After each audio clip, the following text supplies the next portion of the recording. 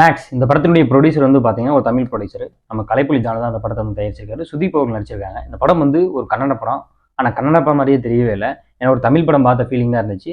ஏன்னா நிறைய தமிழ் ஆக்டர்ஸ் இந்த படத்தில் வந்து நடிச்சிருந்தாங்க.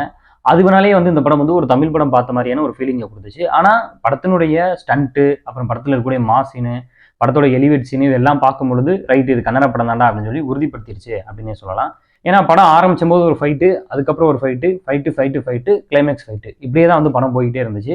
இலவஸ் அவருடைய ஆக்டிங்கு படத்துக்கு வந்துட்டு ரொம்ப உதவியா இருந்துச்சு. அது எனக்கு கைதி வந்து மண்டைக்குள்ள ஓடிட்டே இருந்துச்சு.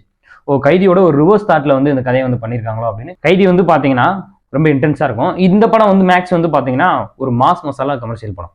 மேக்ஸ் வந்து லாஜிக்கல் பார்க்காம ஒரு அன்லாஜிக்கலான ஒரு மேஜிக்கலான ஒரு கமர்ஷியல் படம்.